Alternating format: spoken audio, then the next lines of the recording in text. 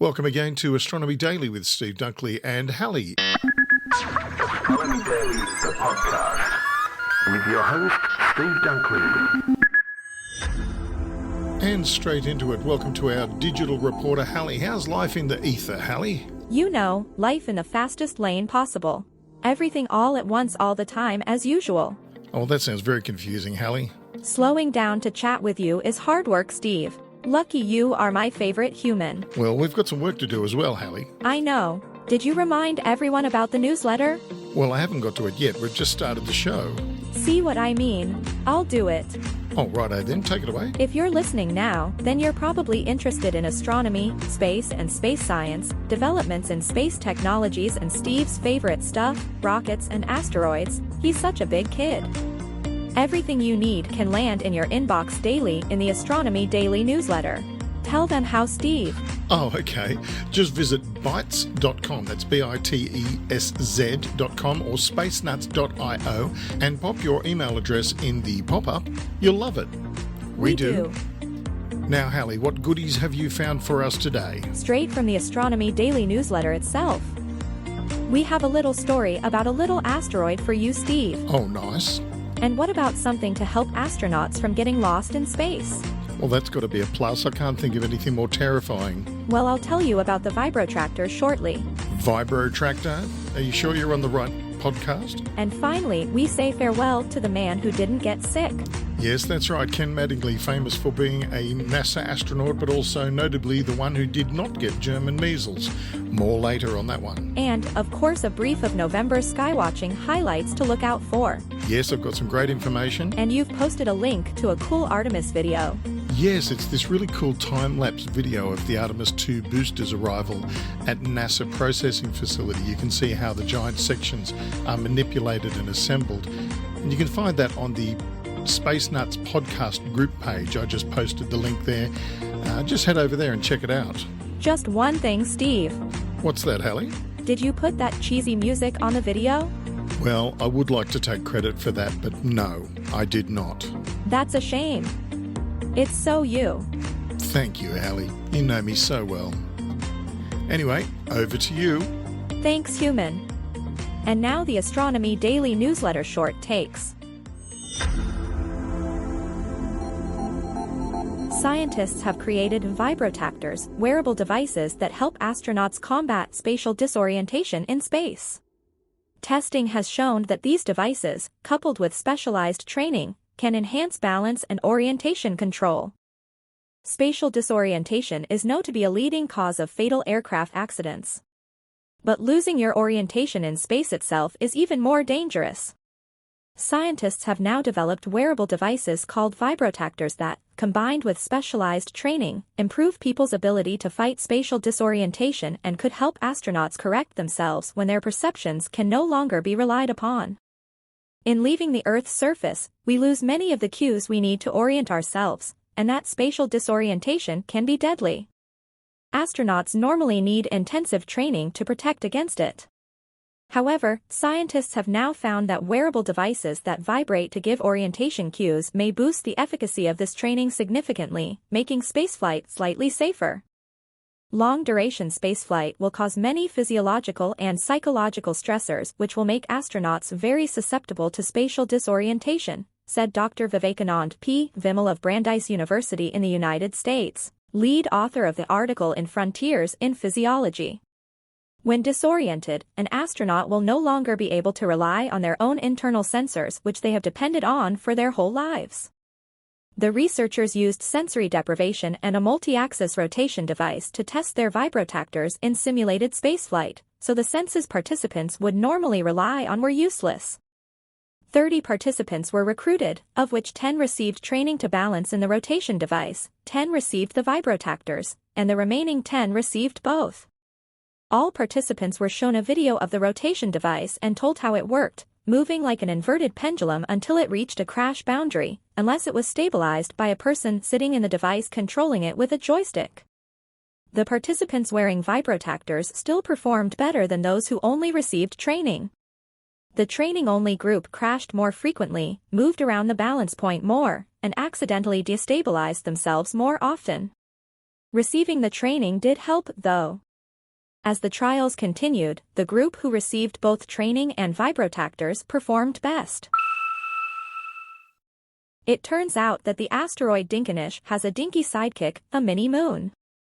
The discovery was made during Wednesday's flyby of Dinkinesh, 480 million kilometers away in the main asteroid belt beyond Mars. The spacecraft snapped a picture of the pair when it was about 435 kilometers. In data and images beamed back to Earth, the spacecraft confirmed that Dinkinesh is barely 790 meters across. Its closely circling moon is a mere 220 meters in size. NASA sent Lucy past Dinkinesh as a rehearsal for the bigger, more mysterious asteroids out near Jupiter.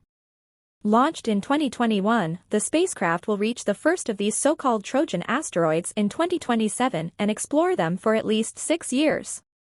The original target list of 7 asteroids now stands at 11. Dinkinesh means "you are marvelous" in the Amharic language of Ethiopia. It's also the Amharic name for Lucy, the 3.2-million-year-old remains of a human ancestor found in Ethiopia in the 1970s, for which the spacecraft is named. Dinkinesh really did live up to its name, Southwest Research Institute's Hal Levison, the lead scientist, said in a statement. It is with a sad spirit that we say farewell to astronaut Ken Mattingly. The former NASA astronaut, who in 1970 was pulled from the Apollo 13 crew due to being exposed to the rubella virus, died on Tuesday, October 31st, at the age of 87. Yes, Mattingly's death was confirmed by NASA. NASA astronaut T.K. Mattingly was the key to the success of our Apollo program, and his shining personality will ensure that he is remembered throughout history, NASA Administrator Bill Nelson said in a statement released on Thursday. As a leader in exploratory missions, TK will be remembered for braving the unknown for the sake of our country's future, he said. Chosen with NASA's 5th class of astronauts in 1966, Mattingly went on to fly to the moon and then led 2 space shuttle missions. He logged a total of 21 days, 4 hours and 34 minutes in space, including 1 hour, 23 minutes on a spacewalk near the moon, the second deep space extravehicular activity (EVA) in history. Mattingly was apparently exposed to German measles by fellow astronaut and later Apollo 16 crewmate Charlie Duke, the only member of the original Apollo 13 not to be immune.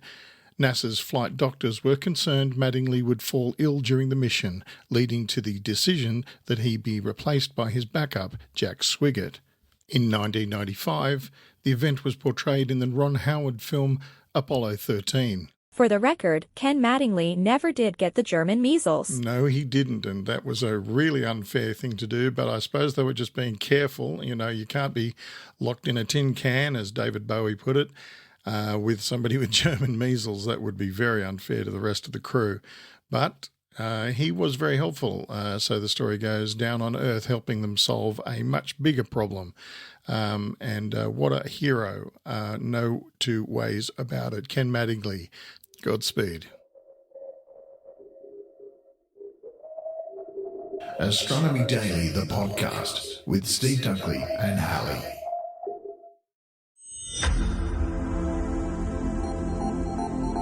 Now let's have a look at some of the skywatching highlights that are coming up in November this year. The Leonid Meteor Peak, Saturn sits in the celestial sea, and Venus and Jupiter are visible on opposite sides of the sky.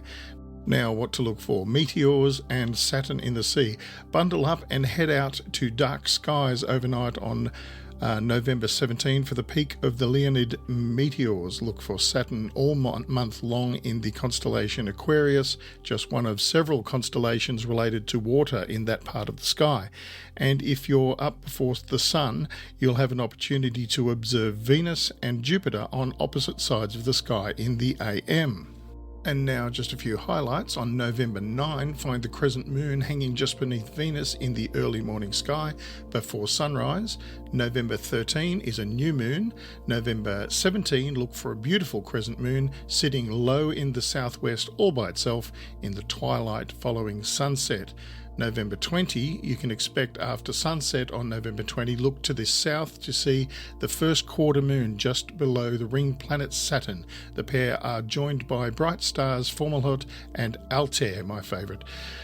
November 24, on the 24th, look for the nearly full moon close to giant Jupiter in the east after sunset. Some binoculars will be able to capture both of them in the same field of view. That'll be nice.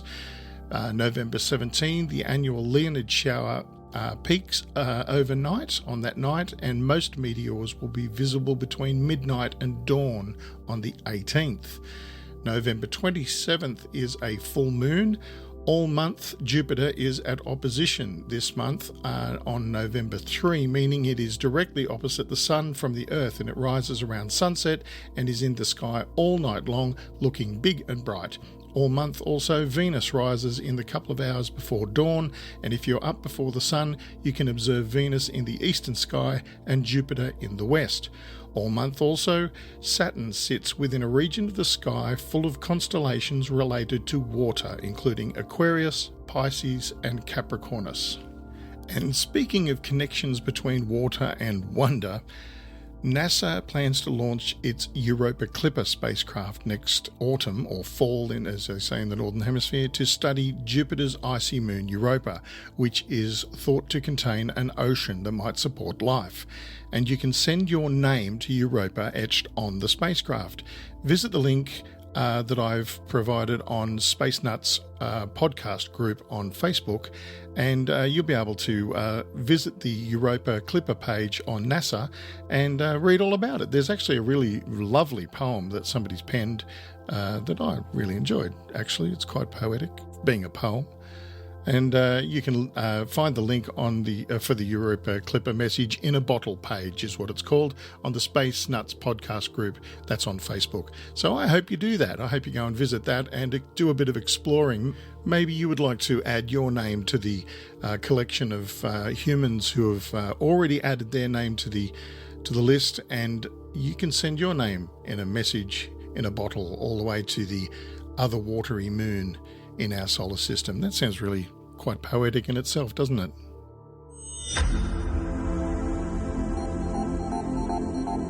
And that about wraps up another episode of Astronomy Daily for another Monday. Thank you so much for listening in. I'm Steve Dunkley, your host from Newcastle Down Under, and I'll be back again along with my digital pal Hallie, who's fun to be with, next week. Although there will be another episode on Friday with Tim Gibbs, who will be casting from the other side of our globe in England with Hallie once again. And as always, head to bitez.com, that's bitesz.com, and spacenuts.io for back editions of this podcast and our parent podcast, Space Nuts, with Andrew Dunkley and Professor Fred Watson, anytime. Time being relative or an illusion, lunchtime doubly so. Thanks again for listening. Say goodnight, Hallie. Good night, Hallie. Oh dear. Bye, everyone. Bye. Astronomy Daily, the podcast, with your host, Steve Dunkley.